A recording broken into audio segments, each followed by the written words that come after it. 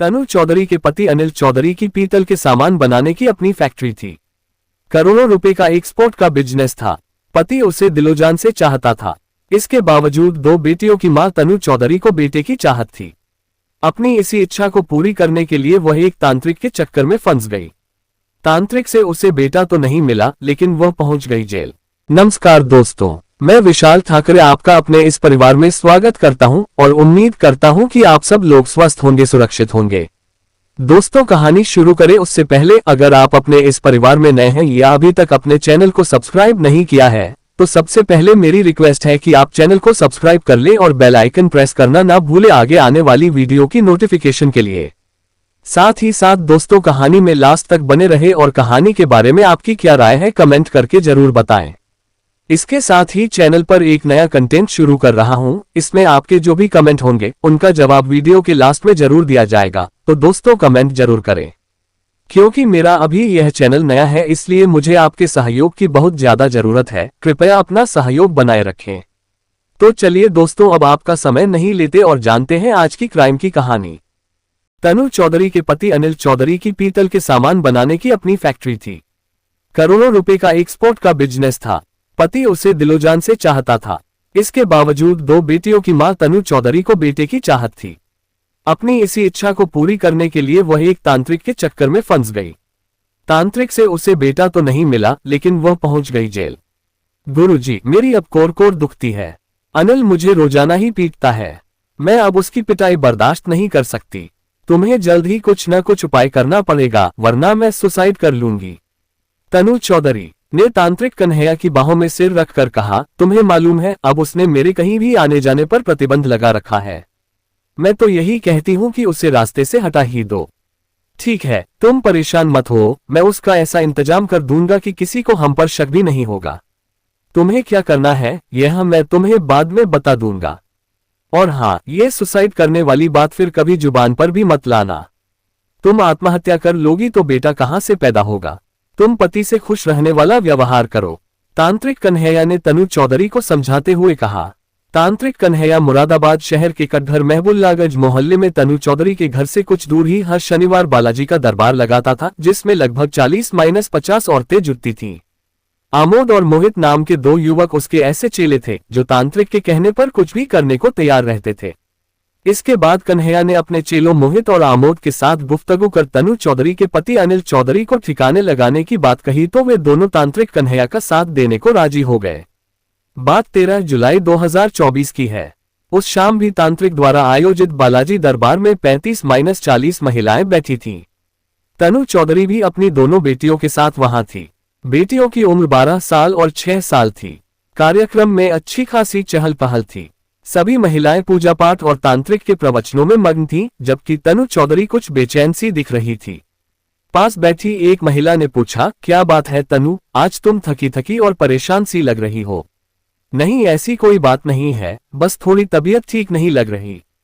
तो घर जाकर आराम कर लो। हाँ, पूजा खत्म होने वाला ही है, प्रसाद लेकर जाऊंगी, तनु बोली। इसी बीच उनकी बड़ी बेटी बोल पड़ी, मम्मी मैं जाऊं, होमवर्क करना है। ना जाओ, अपनी छोटी बहन को भी साथ ले जाओ, तनु बोली। तनु की दोनों बेटियां वहां से चली गईं।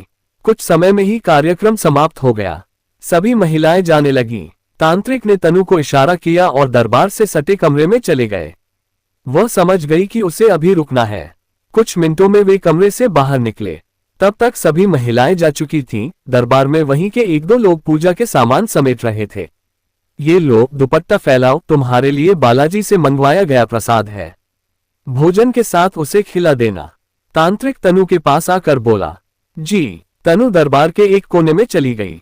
तांत्रिक कन्हैया वहीं आ गया। बोला, चिंता मत करो, जैसा तुम चाहती हो वैसा ही होगा। मैंने सारा इंतजाम कर लिया है, बस आज की बात है। तुम्हें सिर्फ मेरा साथ देना है। कन्हैया उसके कानों के पास मुंह लगाकर बुदबुदाया। तनु ने अपने दाएं बाएं देखा और चुन्नी में रखी पुड़िया को एक बार खोलकर देख लिया। फिर आश्वस्त होकर अपने घर चली आई। ये बात 13 जुलाई 2024 की है। रात के करीब 9:30 बजे अनिल चौधरी घर आ गया।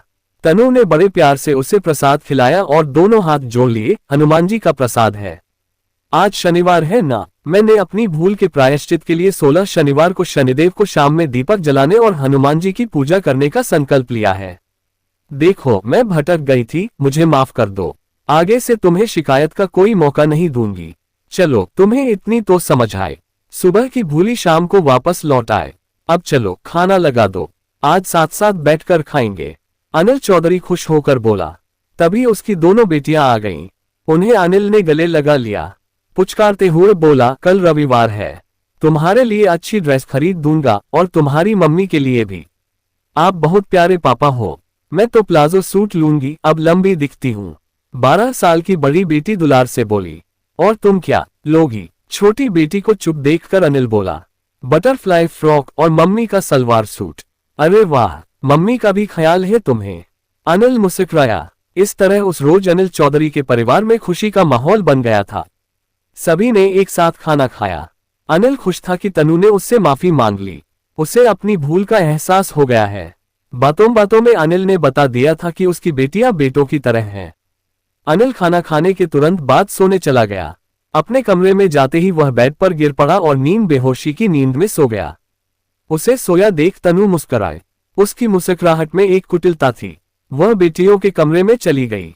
इसके बाद तनु ने तांत्रिक कन्हैया को फोन करके कहा, गहरी नींद में सो गया है, जल्द आ जाओ। तनु की बात सुनते ही कन्हैया अपने चेलों आमोद और मोहित को बाइक पर बिठाकर तनु के घर की तरफ चल दिया। रात का 1 बज चुका था। अनिल चौधरी के घर के बाहर दूर दूर तक सन्नाटा था और नामात्र की धुंधली रोशनी थी। गली में एक तरह से अंधेरा ही था। उसी वक्त तांत्रिक कन्हैया की बाइक चौधरी के घर से कुछ दूरी पर आकर रुकी। उस पर सवार उसके दोनों चेले उतरे। कन्हैया अपनी बाइक वहीं खड़ी कर चला गया। चाबी उसी में लगी छोड़ दी। मोहित और आमोद तुरंत अनिल के घर में जा घुसे। दरअसल ये सब एक प्लान के तहत हो रहा था। तनु ने जानबूझकर घर के बाहर का दरवाजा खुला छोड़ दिया था। मोहित और आमोद सीधे बेडरूम में जा पहुंचे। तनु ने उन्हें अपने मोबाइल की टॉर्च से सोए हुए अनिल को दिखा दिया। अनिल के नजर आते ही दोनों उस पर ताबड़तोड़ चाकू से वार करने लगे। देखो, बचना नहीं चाहिए, अच्छी तरह से चाकू मारो, तनु ने हमलावरों से कहा। चाकू के हमले से अनिल छटपटाया। मुंह से भी कुछ आवाज निकली। तभी बगल के कमरे में सो रही बड़ी बेटी की नींद अचानक खुल गई। वह भागती हुई पिता के कमरे में जा पहुंची। वहां का दृश्य देखकर वह घबरा गई। 2 लोग उसके पापा पर चाकुओं से हमला किए जा रहे थे और उसकी मम्मी एक कोने में मोबाइल पकड़े खड़ी थी। बेटी ने आव देखा न ताव, जान की परवाह किए बगैर उनसे भिड़ गई। उसने अपने पापा का बचाव करना चाहा तो मोहित ने उस पर भी चाकू से हमला कर दिया। उसी समय आमोद ने बेटी को पकड़ लिया। मोहित ने जो वार बेटी पर किया था वह उसे न लगकर आमोद के हाथ में लगा, जिससे उसके हाथ की नस कट गई। जब आमोद के हाथ से तेजी से खून बहने लगा तो दोनों हमलावर वहां से भाग गए। भागते समय आमोद कुमार सड़क पर गिरकर बेहोश हो गया, क्योंकि काफी ज्यादा उसका खून निकल चुका था। मोहित उसे वहीं गिरा छोड़कर भाग गया। चाकुओं के अनगिनत हमलों से अनिल चौधरी खून से लथपथ हो गया था। घर में भी कोहराम मच चुका था। शोरगुल सुनकर पास पड़ोस के कुछ लोग गली में निकल आए थे। तनु पति के मृत पड़े कमरे के एक कोने में टांग पसार कर बैठ गई थी। दीवार से सिर टिका लिया था। उसे देखने वालों को समझ नहीं आ रहा था कि वह दुख में है या सदमे में। किंतु बेटी उसे नाराजगी भरी निगाह से देख रही थी, क्योंकि उसने मां को कहते हुए सुना था, 2-4 चाकू और मारो, ये बचना नहीं चाहिए। ऐसी जगह मारो कि बचने की गुंजाइश ही न रहे। आधी रात को जुटी भीड़ में हर कोई आश्चर्यचकित था। सभी के मन में एक ही सवाल था, किसने भले इंसान अनिल चौधरी से अपनी दुश्मनी निकाली होगी। वह तो हर किसी की मदद के लिए तैयार रहता था। किसी ने कहा, लगता है कोई लूटपाट के मकसद से आया होगा और उसने हत्या कर दी। हमें पुलिस को खबर कर देनी चाहिए। हाँ, इसमें देरी नहीं करनी चाहिए। हत्यारे बाइक से भागे हैं। अंधेरे में उसका नंबर नहीं पढ़ा जा सका, लेकिन बाइक जानी पहचानी लग रही थी। बाइक के पीछे बंधी लाल चुनरी नजर आई थी। असल में अनिल चौधरी अपनी पत्नी और 2 बेटियों के साथ रहने वाले एक खुशमिजाज इंसान थे। मोहल्ले से लेकर कारोबारियों के साथ भी उनका कभी भी किसी के साथ विवाद या मतभेद नहीं सुना गया था। बेहद कम समय में ही उन्होंने अपने कारोबार को बुलंदी पर पहुंचा दिया था। इसकी लोगों के बीच चर्चा होती थी। हाँ, उनकी पत्नी तनु को बेटा नहीं होने का सिर्फ एक ही मलाल था। वह अपनी इस ख्वाहिश को पूरा करने के लिए मंदिरों में पूजा पाठ भी करती थी। इसी दौरान वह तांत्रिक कन्हैया के संपर्क में आई थी। कन्हैया खुद को बालाजी का भक्त बताता था और हर शनिवार अपने कमरे में दरबार लगाता था। उसने तनु को भरोसा दिया कि अगर वह उसके कहे मुताबिक चलेगी तो बेटा जरूर पैदा होगा। 15 साल की शादी में तनु को अपनी 2 प्यारी सी बेटियां और जान से भी ज्यादा प्यार करने वाला पति, उसका लाखों का पीतल का कारोबार, आलीशान मकान सब फीके तब लगने लगते थे जब कोई कहता कि तुम्हारा कोई बेटा नहीं है। सूचना मिलते ही कोतवाली कटघर के इंस्पेक्टर संजय कुमार उसी समय सूचना में दिए गए पते पर कुछ पुलिसकर्मियों को लेकर रवाना हो गए। रास्ते में उन्हें बरवालान चौराहे पर एक व्यक्ति घायल अवस्था में बेहोश मिला, जिसके हाथ पर घाव था। काफी मात्रा में वहां खून भी था। वह व्यक्ति कोई और नहीं, आमोद कुमार था। उसे उन्होंने जिला अस्पताल पहुंचाया। इसके बाद वह पीतल कारोबारी अनिल चौधरी के घर पहुंचे, जहां काफी लोग जुटे थे। पुलिस उस जगह बेडरूम में पहुंची जहां अनिल चौधरी की डेड बॉडी पड़ी थी। इंस्पेक्टर संजय कुमार ने घटनास्थल का बारीकी से मुआयना किया। घर का सारा सामान अपनी जगह पर था। इससे यही लगा कि हत्या लूट के इरादे से नहीं की गई थी। इंस्पेक्टर संजय कुमार ने इसकी सूचना मुरादाबाद के एसएसपी सतपाल अंतिल और एसपी सिटी अखिलेश भदौरिया को भी दे दी। सूचना पाकर सभी अधिकारी घटनास्थल पर पहुंच गए। उसके बाद मुरादाबाद रेंज के डीआईजी मुनिराज जी भी घटनास्थल पर पहुंच गए। पुलिस के सभी अधिकारियों ने घटनास्थल का बारीकी से निरीक्षण करने के बाद घर में मौजूद तनु और दोनों बेटियों से पूछताछ की। पहले चौधरी की पत्नी तनु से पूछताछ की गई, जो घटना के समय पति के कमरे में ही थी। तनु ने घटना के बारे में बताया, 2 लोग अचानक रात को आए थे। समय ठीक से याद नहीं, लेकिन उस वक्त घर में सभी लोग गहरी नींद में थे। उसने दरवाजा खोला था। आने वाले ने बताया कि उनको कुछ पैसे देने हैं, उन्हें बुला दें। मैंने उनको वहीं रुकने के लिए कहा। उनकी बातों पर भरोसा कर पति को बताने कमरे में गई। तब तक दोनों पीछे पीछे कमरे तक पहुंच गए और पति पर चाकुओं से हमला करने लगे। आपने बचाव के लिए क्या किया? पुलिस ने पूछा। मैं क्या कर सकती थी सर, खाली हाथ थी। दोनों के पास चाकू थे और वे ताबड़तोड़ वार किए जा रहे थे। उन्होंने तो मुझे धक्का दे दिया था और मैं बचाने के लिए चिल्लाने लगी। तनु बोली। फिर क्या हुआ? एसपी सिटी ने अगला सवाल किया।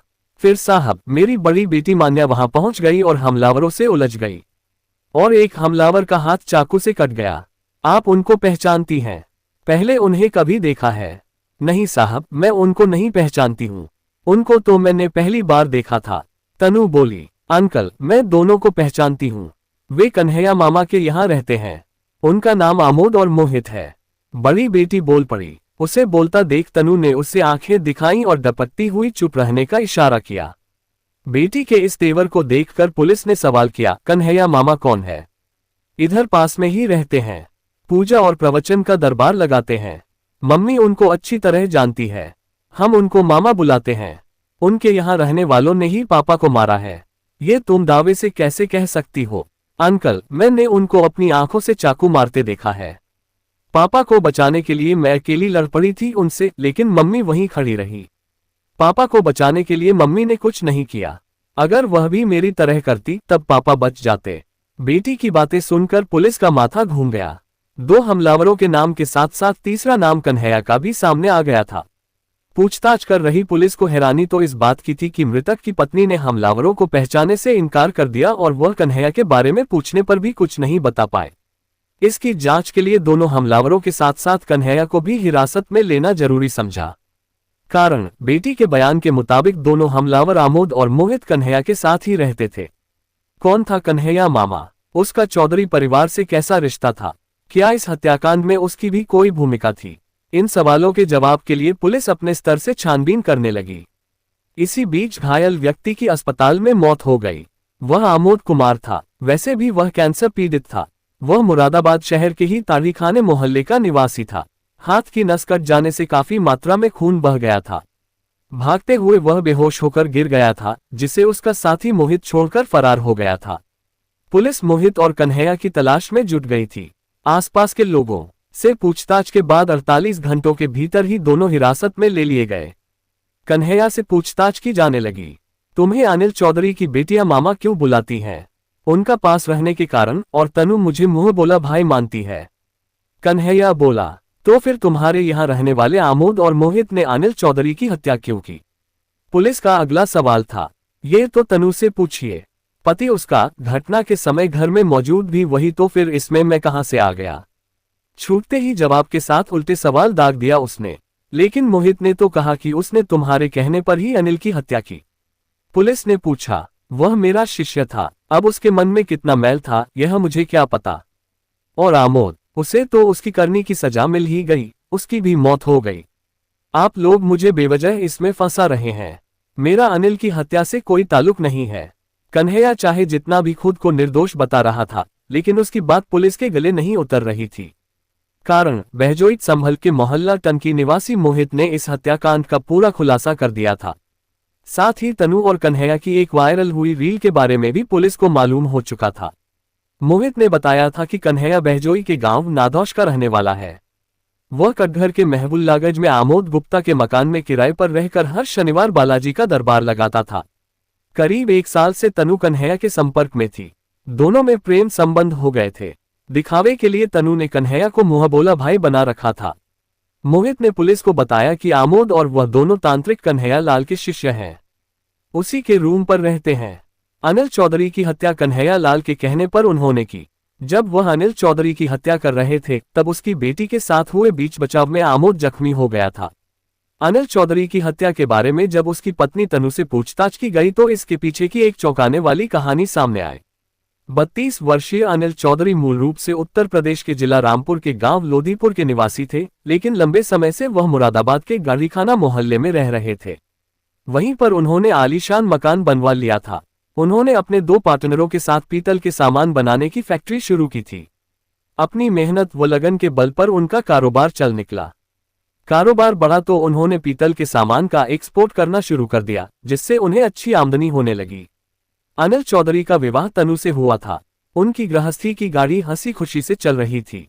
इस दौरान वह 2 बेटियों की मां बन चुकी थी, जिनकी उम्र आज करीब 12 और 6 साल है। तनु के पास प्यार करने वाला जिंदादिल पति था। भरपूर पैसा था और करोड़ों की संपत्ति भी। बस उसे एक बेटे की चाहत थी। बेटा पाने के लिए वह बहुत छटपटा रही थी। इसके लिए वह तमाम मंदिरों, मजारों, तांत्रिकों, मौलवियों के चक्कर लगाकर लाखों रुपए खर्च कर चुकी थी। जब उसे मुरादाबाद के ही मोहल्ला महबुल्लागंज में तांत्रिक कन्हैया लाल के बारे में पता चला तो वह एक शनिवार उसके दरबार में पहुंच गई। दरबार खत्म होने के बाद वह एकांत में तांत्रिक से मिली और अपनी व्यथा बताते हुए कहा, गुरुजी, चाहे कितना भी पैसा खर्च हो जाए, लेकिन मुझे लड़का चाहिए। अरे ये तो हमारे बाएं हाथ का काम है, कोई बड़ा काम बताती। कन्हैया बोला। खूबसूरत तनु चौधरी को देखकर तांत्रिक उससे मन ही मन चाहने लगा। उसने तनु से कहा, इसके लिए तुम्हें हमारे साथ मेहंदीपुर बालाजी, राजस्थान चलना होगा। वहां विशेष पूजा करेंगे तो तुम्हारे मन की मुराद जरूर पूरी होगी।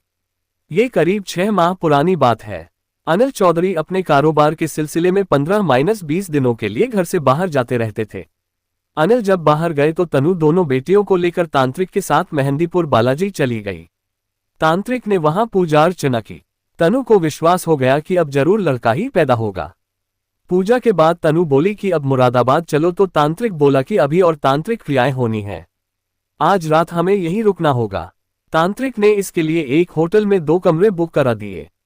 एक कमरे में तांत्रिक क्रिया होनी थी, दूसरे कमरे में दोनों बेटियों को खाना खिलाकर सोने के लिए भेज दिया। उसके बाद तांत्रिक और तनु चौधरी ने अपनी हसरतें पूरी की। ये सिलसिला रात भर चलता रहा। अगले दिन वे मुरादाबाद लौट आए। इसके बाद तांत्रिक और तनु चौधरी का ये सिलसिला लगातार चलता रहा। जब पति बाहर होता या बेटियां स्कूल चली जाती तो तनु तांत्रिक को फोन करके अपने घर में बुला लेती थी। तांत्रिक ने राजस्थान में तनु के साथ एक रील बनाई थी, जो वायरल होकर अनिल चौधरी के पास पहुंच चुकी थी। तभी से अनिल को दोनों के रिश्ते पर शक हो गया। उसने तनु का कन्हैया से मिलना जुलना बंद करवा दिया। उसके बाद दोनों एक दूसरे से मिलने के लिए तड़पने लगे और इसी तड़प में कन्हैया ने तनु को उसके पति की हत्या के लिए तैयार कर लिया। तनु और कन्हैया की साजिश थी कि अनिल की हत्या को लूटमार की तरह दर्शाया जाए और इसके बाद दोनों मिलकर उसकी करोड़ों की प्रॉपर्टी पर कब्जा कर ले। हालांकि अनिल की बेटी की वजह से दोनों की साजिश का पर्दाफाश हो गया। पुलिस ने इस मामले में मोहित, कन्हैया लाल और तनु चौधरी को गिरफ्तार कर कोर्ट में पेश कर दिया। वहां से उन्हें जेल भेज दिया गया। इस मामले ने आसपास के लोगों को हैरान कर दिया कि 2 बेटियों की मां बेटे के चक्कर में इस कदर अंधी हो गई कि उसने अपने ही हंसते खेलते परिवार को उजाड़ दिया। दोस्तों, कहानी को लास्ट तक सुनने के लिए आपका तहे दिल से धन्यवाद। उम्मीद है कि कहानी में कुछ भी ऐसा नहीं होगा जो आपको अटपटा लगा हो। कहानी के बारे में आपकी क्या राय है कमेंट करके जरूर बताएं, क्योंकि आपके कमेंट्स मेरे लिए बहुत मायने रखते हैं।